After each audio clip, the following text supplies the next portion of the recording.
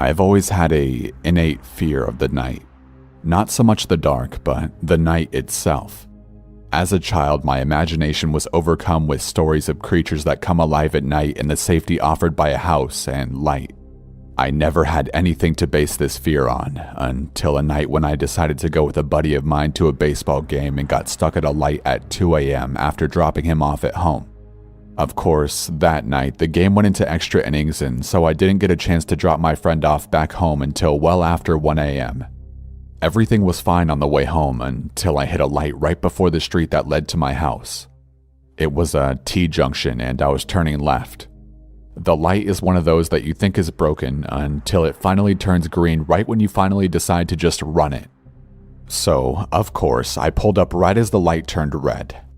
I would have just run the light, seeing as no one was there and it was closing in on 2 a.m. on a school night. But earlier that week I had heard the phrase, "character is what you do when no one is looking," and for whatever reason, that was the night I decided to prove to myself that I was a man of character. Big mistake. I pulled to a stop at the light, feeling good about myself, bordering on self-righteous, when I happened to look out of my window to my left and noticed a lady sitting all alone on a bus bench. We made brief eye contact and I quickly looked away. It was too late. I could see movement out of my peripheral vision and knew she was coming my way. I looked out the window and noticed she was carrying a bag. I quickly checked that my doors were locked and that all my windows were up. I then moved my right foot above the accelerator just in case and braced myself for what was to come. I was hoping it would just be an awkward exchange and was praying for a quick light change before she reached me so I could just get out of there. But I knew there was a slim chance of that. She walked right up to my window, put down her bag, and began to tap on my window. I nervously looked up at her and she mentioned for me to put my window down. I had automatic windows, so I just imagined pushing too hard on the window button and that thing just coming all the way down. So I took a deep breath and lightly flicked it with my finger. The window moved microscopically down, but she didn't seem to notice or care. She then leaned in and began to talk. She said, "My boyfriend beat me up. I have a friend who lives down the street. Can you give me a ride?" I should stop and give you a brief physical description of the bag lady. She was small and skinny and kind of an indeterminate age. She was either in her mid-20s and had lived a hard 20-plus years on the street, or she was 60-something years old who had lived a moderately hard life on the street. All that to say, just by looking at her, there was no way to verify her story. She looked beat up by life, not just by a boyfriend. But there was something about her delivery. It was robotic and seemed practiced, like she was disconnected for the moment. That made my skin crawl.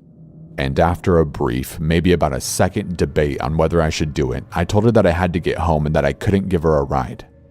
After my first refusal, she leaned in closer and said the same thing again. "My boyfriend beat me up. I have a friend who lives down the street. Can you give me a ride?"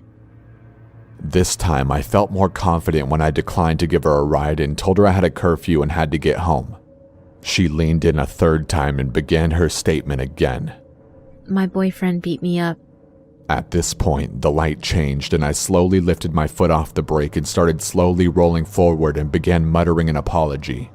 She didn't move. She just looked at the light, looked down at me, leaned in closer, and said 5 words that have haunted me ever since. "You made the right decision." Then she picked up her bag and walked back towards the bench. I peeled out of the intersection and cried and screamed all the way home.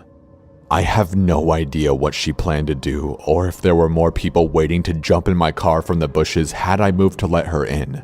But that encounter has haunted me ever since, and has confirmed in my mind that nothing good happens after dark.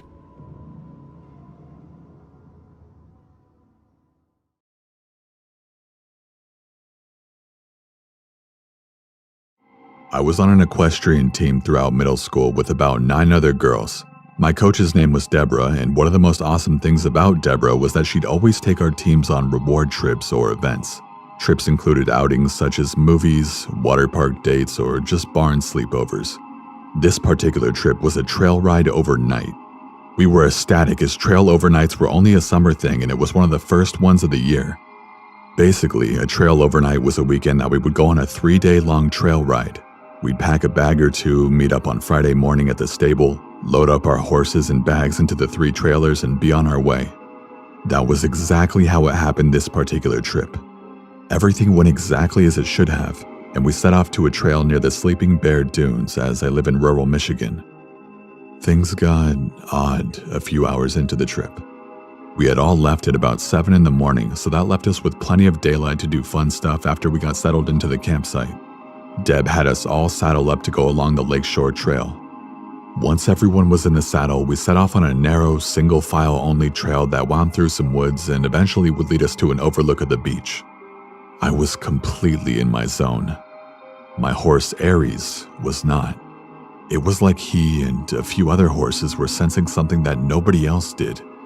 But we chalked it up to being in a new place that we had never camped before.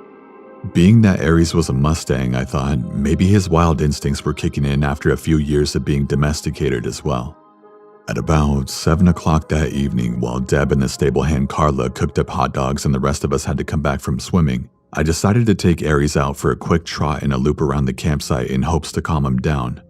I grabbed my helmet and mounted up, not bothering to grab reins or saddle up, and just tied the lead rope to the other side of his halter. The ride went how I expected it to, with Aries acting up, although this time his behavior was different. He didn't just seem agitated, he seemed distressed, like something was really scaring him. I looked around and couldn't see a thing. No deer, no bears, no other horseback riders or mountain bikers or anything. I decided to go down a little trail that would wind back up at the campsite after about 5 minutes rather than just going in a loop. This is where it hit the fan.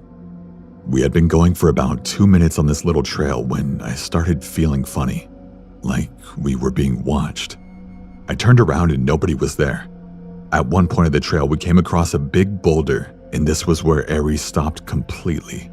No amount of nudging or encouragement budged him. He absolutely refused to go any further. I slid off his back and tried pulling him to no avail. That's when I noticed where his eyes were focused. He wasn't looking at me, but over my shoulder.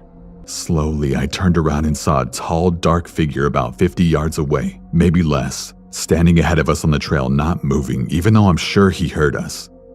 I didn't know what to do. Was he a hiker? It was obviously a man, but he had no pack, no bike, nothing. He was holding something in his hand though. A walking stick, maybe. I didn't want to bother him or go near him as his presence had given me the creeps. I whispered to Aries that we were going back and slowly climbed on. As soon as I was situated and I looked back at the man though, my heart dropped. The figure had turned towards us, watching. I could tell because I could faintly make out the zipper of his jacket. There was no doubt he had seen and heard us, so there was no point in trying to be subtle. I offered a wave, trying to signal I was out of there and wouldn't be a bother.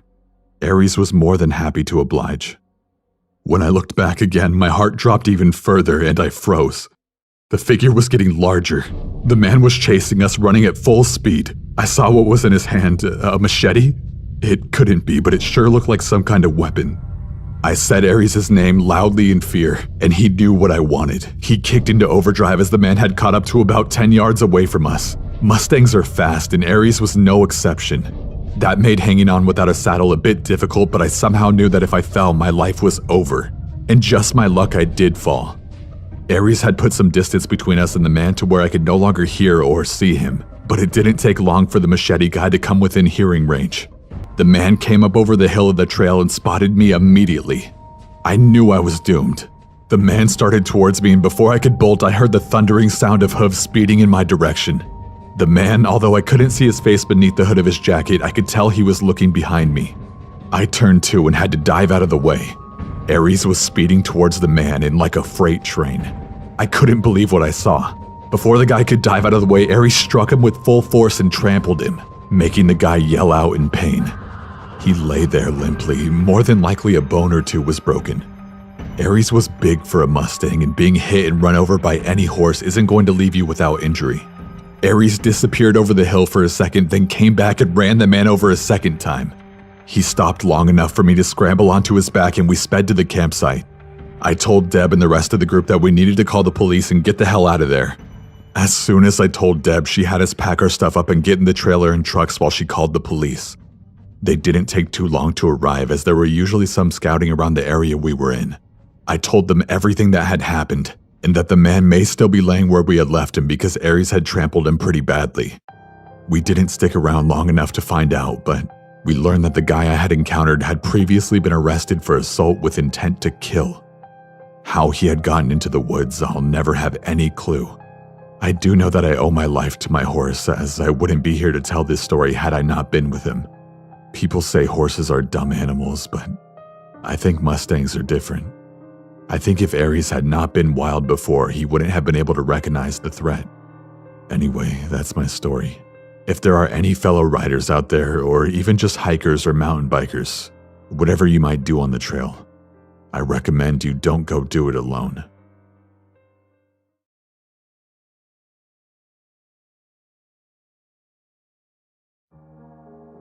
When I was 21, I transferred to a college in San Francisco. I checked out a room for rent on Craigslist. It was in a really nice 2-bedroom apartment. It was cheap rent and close to campus, so it was the ideal spot. The girl who lived there was 29 and her name was Beth. She was tall and wide, and she had jet black hair and wore pale makeup. She seemed nice, although a little quiet, but she seemed to like me and agreed to let me move in. So far, so good. My first night there, we went out for pizza, and that's when I could tell that something was a little bit off with her. Throughout dinner, she kept telling me how much I looked like Shia LaBeouf. I didn't know what to say, so I just shrugged it off with a thanks. I mean, I looked nothing like Shia LaBeouf, so it just didn't make any sense to me. When we got back home, she asked if I had seen her room yet. I said no, and she took me to see it. Her walls were covered in posters of Shia LaBeouf. She had even printed out photos of him all over her mirror. She owned all of his movies. I mean, I didn't know what to make of it. It was creepy. The whole night she had been saying I look like him, and now it's obvious to me that she's obsessed with the guy. A few weeks passed, and I never really saw her that much. We didn't spend any time together, really. She would come home from work and practically run to her room. She would spend the whole night in there. She had this really creepy high-pitched giggle, and I would hear her giggling through the walls at night. I wondered what the hell she could possibly be doing. Occasionally, she would come out and talk for like 2 minutes, and then she would always be slurring her words, so I suspected she was drinking a lot. Sometimes she wouldn't say anything, and she would just stand in the hallway and watch me in the living room. I would turn and see her and be surprised and say something like, "Hello, Beth." And then there would be this long, awkward pause, and she would just give out her creepy, high-pitched giggle. It was uncomfortable being around her. She gave me the chills. One night, I woke up at around 2 a.m. because I heard what sounded like the front door being unlocked. I came out of my bedroom and all the lights were off, but I could still see Beth standing at the front door. She had her face against it, and she was turning the lock back and forth over and over again. And every time she turned the bolt, she mumbled my name. Max. Max. Max. Seeing her standing in the dark and mumbling my name really freaked me out. And it doesn't help that she kinda looks like a bigger version of the girl from The Ring. I just quietly went back to my room and tried to sleep. One night, I was watching Gladiator and she stumbled out of her room and turned on the living room light, forcing me to pause the movie, which was annoying. She then asked me if I wanted to hear about her ex-boyfriend. It was an uneasy segue into the topic, but I just said sure and then awkwardly sat back to listen to her. 10 minutes into her story and she was extremely riled up. She was screaming at the top of her lungs about their breakup.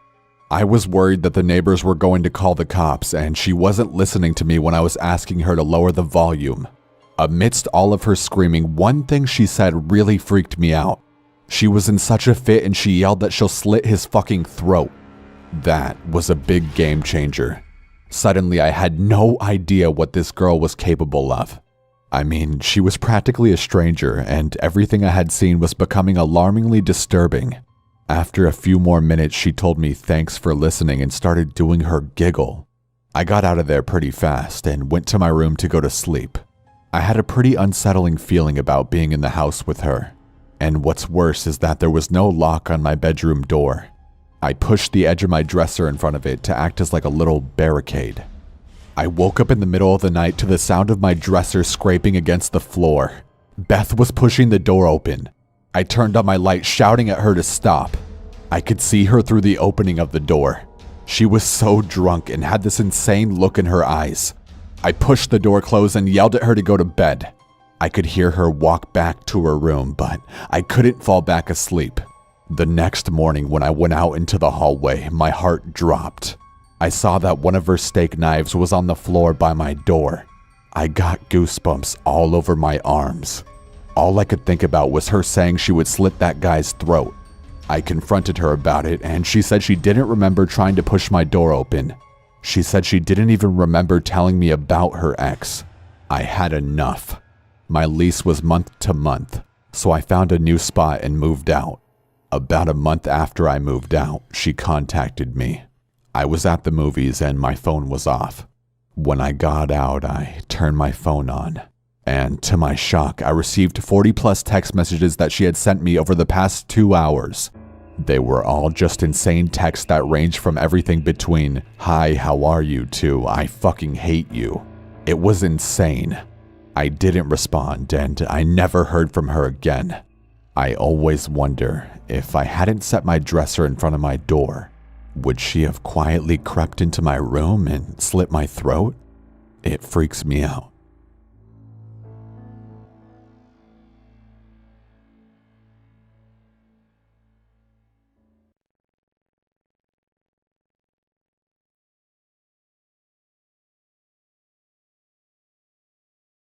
For a little backstory, I'm trans. I try to present as male as best as I can, but it's still pretty obvious that I'm biologically female. I have short hair and I wear guy clothes, but I have a very unmistakably female face. I also live in a very religious area, so it's not a very common or accepted thing. One of our neighbors is a priest, but he's very accepting and his house is a bit like a second home for me, because I think of him like one of my grandparents and he sees me as a grandson. Anyway, I was walking home from school during the winter a few years ago and it had started snowing. Needless to say, it was pretty damn cold and I was miserable. The wind felt like it ignored my clothes and chilled me right to the bone. It was hard to hurry because the freezing wind made my muscles really stiff. I was only maybe a quarter of the way home when a car slowed down and pulled up next to me. It was just a little old lady.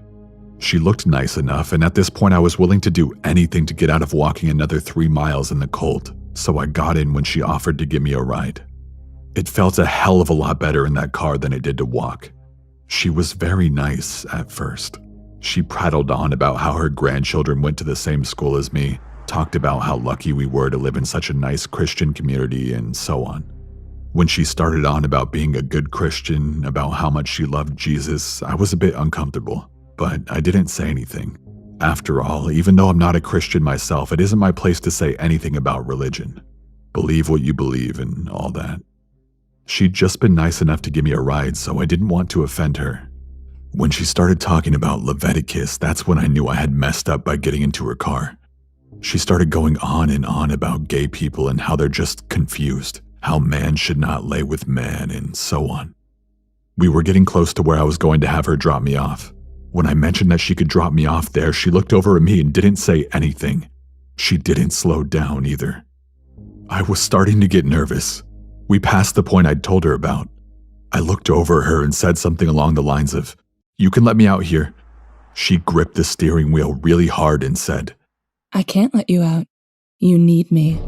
I asked her what the hell she was talking about and she turned to me. "Your short hair. I knew I needed to help you when I saw it. You're a sick girl. You need to let go of the demon inside you." I tried to cast aside the discomfort of being called a girl and stumbled out something about just liking short hair, having a boyfriend, anything that would make me seem a little bit more innocent in her eyes. But it didn't look like she believed me. I wanted to cry as I watched the drop-off point get further and further away. I begged her to let me out, promised that I would go to church, repent my sins, as long as she let me out and let me go home to my family. She screamed at me that she hated dykes and that she was going to call her son to help her, quote, fix me. At that point, I knew I needed to get out. I grabbed the handle and unlocked the door, only to feel my hopes sink as the electric lock kicked in and relocked it.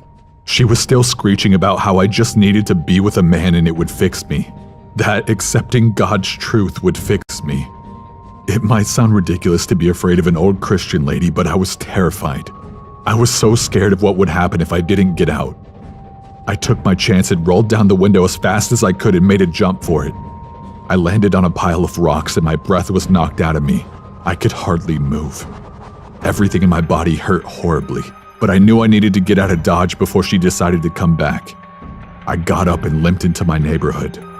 As soon as I came to that old priest's house, I snapped out of the stupor I was in and was hysterical. I banged wildly on the door until he let me in, and I cried uncontrollably while he called the police. I was taken to the hospital after I told the police what had happened. The jump from that car broke my femur in 4 places and cracked both my knees. It amazed doctors that I was able to make it to the priest's house in the condition that I was in. I've never seen that lady again or her car, but since then I never walked to or from school alone anymore.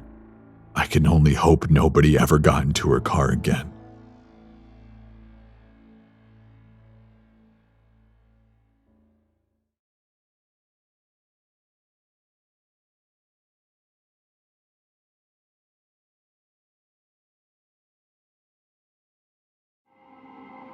So, I've been watching a YouTube series about deep web exploration. I won't name the series or the channel it belongs to. I'm not getting paid for advertisements. Anyway, I looked up a video on how to access said deep web. I did it fast and dirty, not much research on what not to do. Big mistake. Let me tell you right now, using Windows on the deep web is a bad idea. That much I did know. Easy to get hacked that way since it's the most prominent OS. I know you can boot up a live USB on a Linux clone OS. A simple Google search can tell you how to do that. It's not as difficult as it sounds. But I figured if my laptop gets hacked, I'm screwed. I can't exactly afford to just buy a new one right now. So I thought I'd be smart and use my Android tablet. What a genius, right?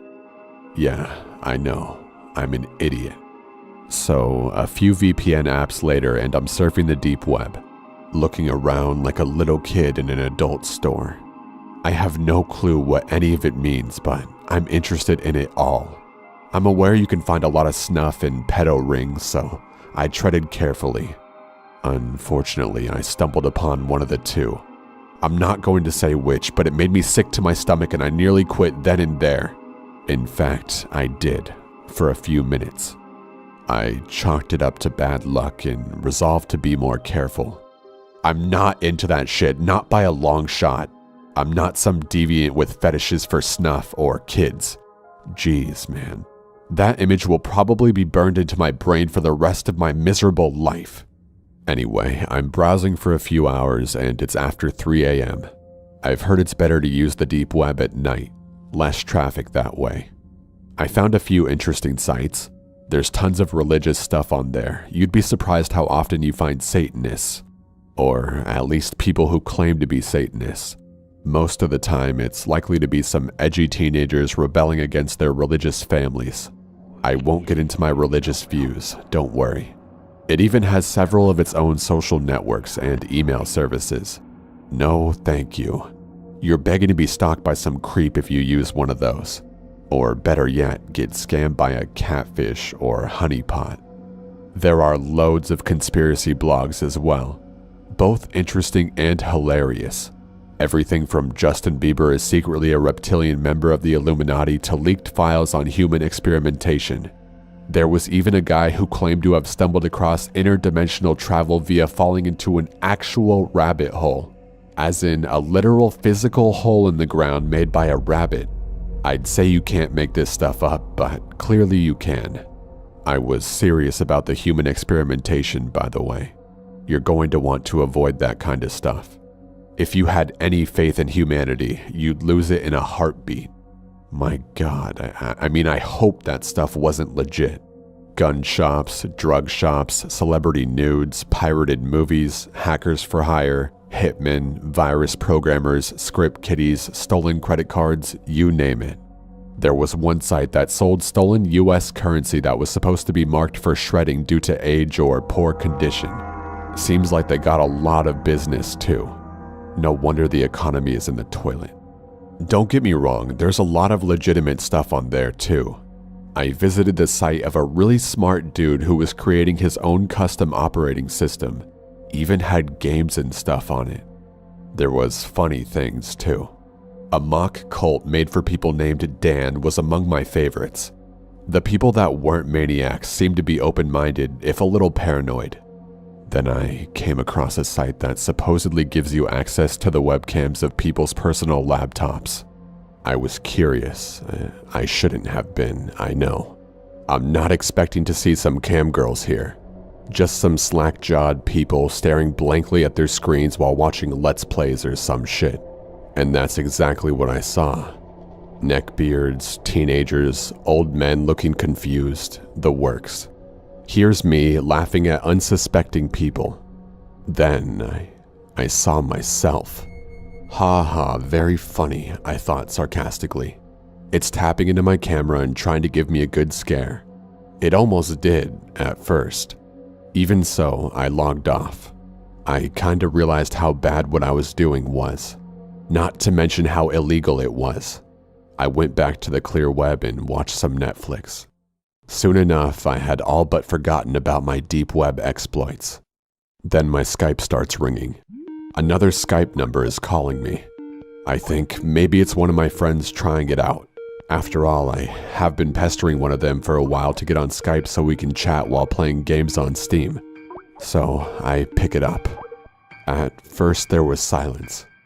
Then I heard a voice. A man's voice. He sounded like he was an older guy, 50 plus. "Looking good," he said. Without a second's hesitation, I hung up, deleted every deep web related app on my tablet, shut down and restarted my router. I have no fucking clue how that guy got my Skype number. And to be quite honest, I don't want to know. All I know is, if you're going to use the deep web, I beg of you, for your own safety, do more research than I did.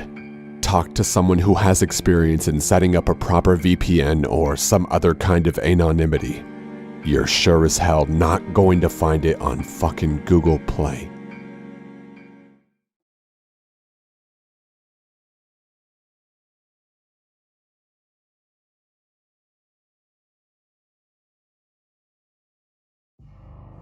My name is Corey, and I've spent a lot, and I mean a lot of time camping, hiking, and hunting. I've seen all kinds of predators, and I've been in some sticky situations. Everything from a tornado heading my way to being tailed by some bears, so I don't exactly frighten easily. This past July, I was out camping near my family's farm in western Iowa, along with my girlfriend Alexa, my best friend Jason, and his new girlfriend, Samantha. Samantha actually had never been camping before, let alone more than a mile off the trail in the middle of a forest. She was understandably nervous, but we were watching out for her. We do have to watch out for prairie rattlers, poison ivy, and even mountain lions in this part of the state. We made camp in a clearing on top of a small hill with a few trees, but we were deep in the woods to be sure. We arrived to make camp, eat, drink, and went to bed by midnight. Nobody had any injury besides a few mosquito bites. Everything was going according to plan until suddenly I woke up to the sound of Samantha screaming at the top of her lungs. I just couldn't believe how loud she was screaming. It was actually insane. I woke up, I guess at the same time as Alexa, grabbed my light and my Glock and ran out. I told her to stay in our tent just in case. Jason was already trying to comfort Samantha, and she was talking, almost babbling about something huge walking through camp and scratching at the tent and making a terrible sound. I told her it could have been a coyote or even a mountain lion. What little food and trash we did have was outside of the camp area, so that wasn't an issue. But I assured her that I would stay up and light the fire again. That I would take turns with Jason watching the fire because our movement and the fire should scare anything away. This seemed to comfort her, and she actually went to sleep in with Alexa. Jason and I both stayed awake, talking quietly, watching the fire and checking around camp for tracks and signs. We couldn't see anything obviously wrong or suspicious.